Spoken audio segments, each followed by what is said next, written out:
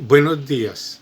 Agradezco la invitación que me hace la DUES para hablar sobre los mitos y las leyendas.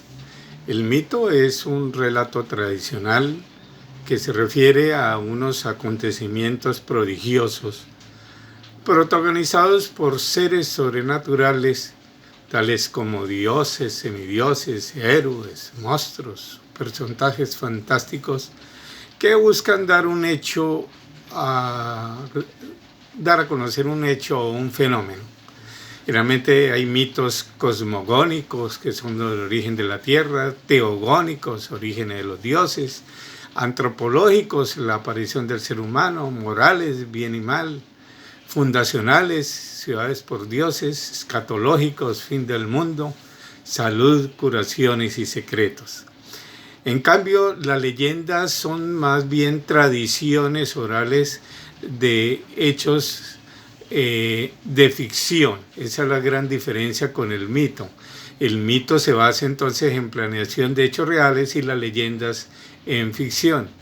El mito se basa en hechos físicos y la leyenda se transmite por valores. Los mitos son más creencias brotadas del fondo emocional que de la realidad. En Colombia tenemos mitos indígenas y mitos españoles, como hay mitos y leyendas en cada región. Por ejemplo, entre los mitos de salud, recuerdo que en Durania es la combinación de salud con un hecho cosmológico. Se trata de que cuando llovía y salía el arco iris, los padres de uno y los ancianos decían que uno no se podía mojar porque le daba sarna. Eso ya es un mito que pasó a la historia del pueblo porque hoy en día no se escucha. Hay los mitos por ejemplo, de los duendes, de las lloronas, que son muy propios del país, que supuestamente la gente los ha visto en las calles, pero siempre lo raro es que los mitos se refieren a fantasmas de las noches, porque eso no ocurre en el día. En cuanto a leyendas, sí hay unas leyendas que son básicamente ocurridas al seno de la gente en Durania. Yo recogí 3 leyendas que las logré plasmar en el libro Mitos y Leyendas del Norte de Santander, que sacó La Opinión hace unos cuantos años. A manera de registro histórico están las leyendas de la zapatilla roja, el carro de los muertos y el perro negro a la pata. Sin embargo, hay leyendas de lagunas encantadas que proceden de la herencia indígena. En diferentes pueblos hay leyendas encantadas de serpientes de oro, de aves de oro, de fenómenos de rayos, etcétera, que ocurren, pero son, como digo, tradiciones que no tienen sustento científico. La leyenda de la zapatilla roja sucedió en la antigua escuela urbana Francisco de Paula Caldas en Durania, que era una escuela que ya hoy en día se destruyó y dio un paso a un edificio de 3 pisos. El cuento es que de un momento a otro en esa vieja escuela, que tenía un salón muy grande, resultó pintada en el techo de tablas del salón principal una zapatilla roja. Y empezó el cuento de ficción.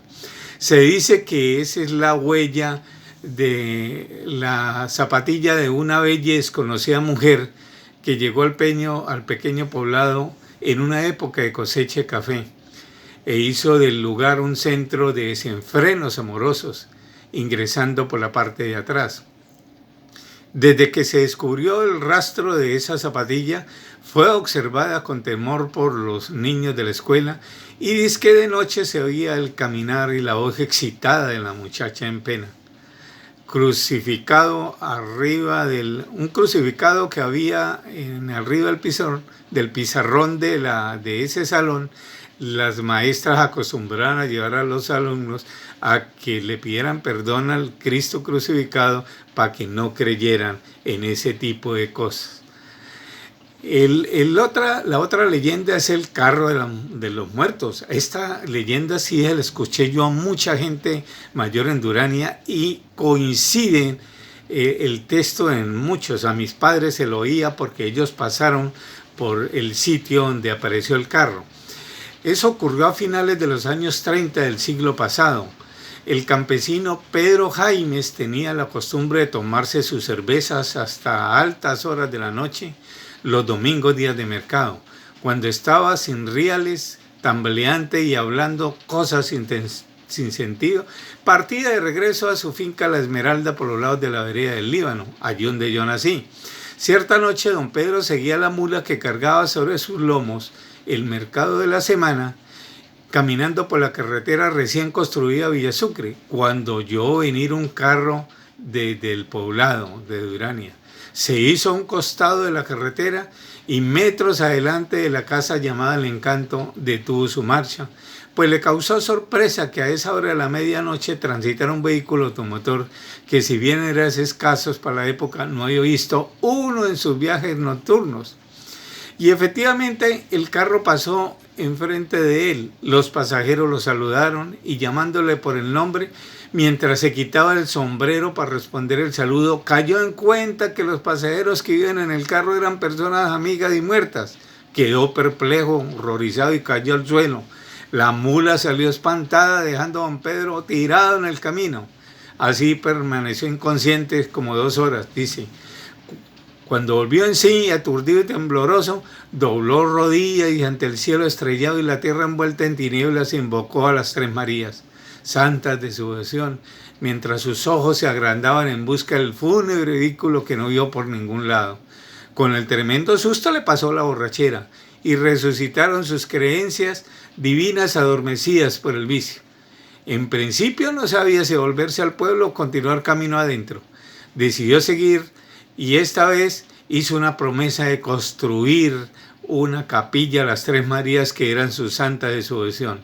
Tan pronto llegó a la finca, como cosa rara, saltó de alegría, llamó a su mujer y a sus hijos y contó lo sucedido.